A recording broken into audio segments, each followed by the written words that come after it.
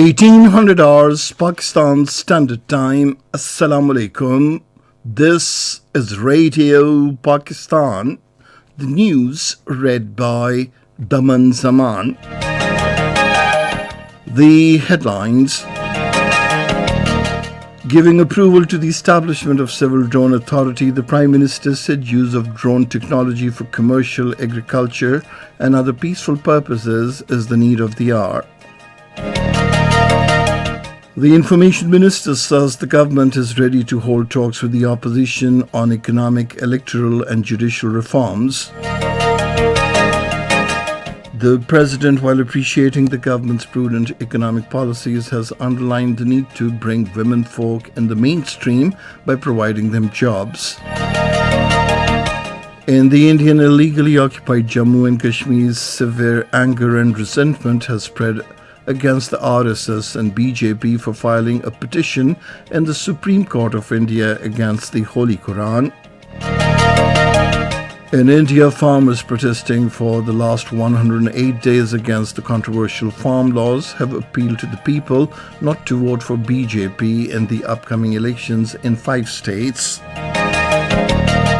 The United Nations and Bangladesh have reached an agreement to facilitate the relocation of 100,000 Rohingya from the overcrowded Cox's Bazar refugee camp. And now the news in detail.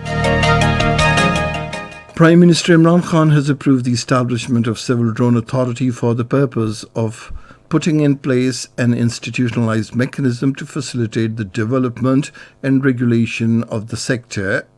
Addressing a meeting in Islamabad, the Prime Minister said employing drone technology for commercial, agricultural and other peaceful purposes is the need of the hour.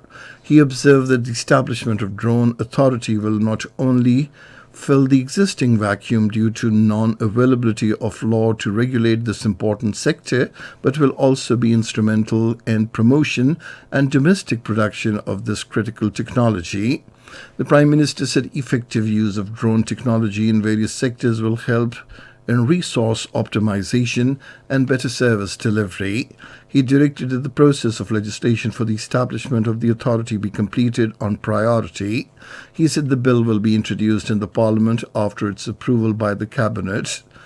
The Civil Drone Authority will be mandated to regulate and control the unmanned aircraft system in the country and will provide matters relating to licensing, import, manufacturing, examination and issuance of drone permits. Prime Minister Imran Khan says giving 2 top slots of the Senate to Balochistan and erstwhile FATA is in line with his policy to bring those parts of the country into the mainstream. In a tweet today felicitating the Chairman Senate Sadiq Sanjarani and the Deputy Chairman Mirza Muhammad Afridi, the Prime Minister said Balochistan and former FATA had been marginalized and left behind in the past. The Minister for Information and Broadcasting Shibli Faraz has reiterated the government's determination to bring legislation in the Parliament for reforms and welfare of the masses. Addressing a news conference in Islamabad today, he said the Pakistan Tehreek-e-Insaf has now emerged as the largest party both in the National Assembly and the Senate. The Information Minister said we respect the Parliament and we can only restore its dignity if it takes decisions in the interest of the masses. He said the government is ready to sit with the opposition on matters of economic, electoral and judicial reforms. However, he made it clear that no NRO will be given to the corrupt political leaders. Shibli Faraz said the re-election of Chairman and Deputy Chairman Senate were held in a free and transparent manner, but the opposition is trying to make the process controversial. About the economy, the minister said it has been stabilized and is gaining strength as a result of the government's prudent policies. He said the government is fully cognizant of inflation and the Prime Minister Imran Khan is daily monitoring the situation. He said targeted subsidies will be given to the deserving families. Meanwhile, in a tweet today, the Information Minister said holding free, fair and transparent elections has been reiterated by the Supreme Court of Pakistan. He said the Election Commission has the constitutional responsibility to ensure the same. The Foreign Minister Shah Mahmood Qureshi visited the residence of Chairman Senate Sadiq Sinjarani in Islamabad today and congratulated him over his re-election as the Chairman of the Upper House. Shah Mahmood Qureshi said the victory of Sadiq Sinjarani is the triumph of the ideology of Prime Minister Imran Khan. The Minister for Communications Murad Said says transparency in the system is the only way forward to put the country on the right track. Addressing a news conference in Islamabad this afternoon, he said Prime Minister Imran Khan has always advocated transparency in the system throughout his 22 years long struggle, and the government is committed to implement his vision. Commenting on the opposition's diatribe after failure in the Senate elections, the minister said the opposition parties, in the name of PDM, are staging a drama on the roads after they failed to get an NRO. This is Radio Pakistan. The President, Dr. Arif Alvi, says the national economy has been put on the right trajectory due to the prudent policies of the government. Addressing a conference in Karachi today, he said effective measures are being taken to control inflation and price hike at the lower level. The President said job opportunities have been generated in the textile sector and economic policies of the incumbent government are now benefiting the common man. He said there is a need to strengthen financial institutions on modern lines. Dr. Arif Alvi said brand Pakistan should be promoted at the international level. He said it is necessary to bring women folk in the mainstream for national development besides creating job opportunities for them. The Chief of the Air Staff, Air Chief Marshal Mujahid Anwar Khan, says lessons of Operation Swift Retort are a manifestation of PAF's operational training in realistic scenarios. Addressing the graduation ceremony of Combat Commanders course at Air Power Center of Excellence today, he said today's warfare accomplishment depends on effective visions and fusion.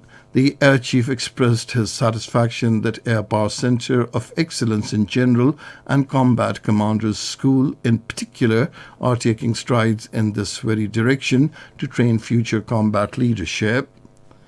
In the Indian illegally occupied Jammu and Kashmir, severe anger and resentment has spread all across the territory against the Rashtriya Swayam Sevak Sangh and Bharatiya Janata Party for filing a petition in the Supreme Court of India against the Holy Quran through one of their pawns, Wasim Rizvi. Scores of people held demonstrations at Srinagar's press colony and in other areas of the occupied territory today against the sacrilegious act. They demanded hanging of Rizvi till death for hurting the sentiments of the Muslim Ummah. In India, the Delhi Chalo farmers' protest at border points of New Delhi has entered the 108th day today. Thousands of farmers, especially from the Punjab and Haryana, are staging a sit-in in protest along the Delhi borders. The protest started on the 26th of November 2020. On the other side, farmers under the banner of Bharatiya Kisan Union held strong protest in Haryana's Kurukshetra during an event organized by ruling Jamayug Janata people. Meanwhile, Samyukta Kisan Morcha, an umbrella body of over 40 farmers' unions, urged the people not to vote for BJP in the upcoming elections in the 5 states of India. It said electoral defeat will force the central government to repeal 3 farm laws. The Afghan government has confirmed its participation in 2 separate American and Russian-backed peace conferences. In a statement, Afghanistan's National Security Council spokesman said the Russian-backed conference is scheduled for Thursday, while the American-sponsored one will take place in Turkey next month. In Afghanistan, at least 20 people, including 11 security personnel, were killed in separate incidents of violence in different parts of the country. Meanwhile, the United Nations Security Council has unanimously condemned the alarming number of attacks deliberately targeting civilians in Afghanistan.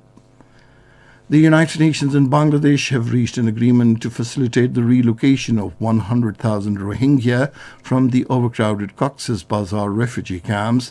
The United Nations will send its first mission next week to conduct technical assessment on Bhasan Sharte Rohingya relocation site on a remote Bangladesh island. And finally, the weather. Rain, wind, thunderstorm with snowfall over high mountains is expected in Khyber Pakhtunkhwa, Upper Punjab, Islamabad, Kashmir and Gilgit-Baltistan during the next 12 hours. Heavy falls and hailstorm are also expected at a few places during the period. Dry weather is expected elsewhere in the country. And that is the end of this news bulletin. For more news and analyses, log on to our website radio.gov.pk, and you can also watch the live video streaming of our bulletins on the link facebook.com/Radio Pakistan News Official.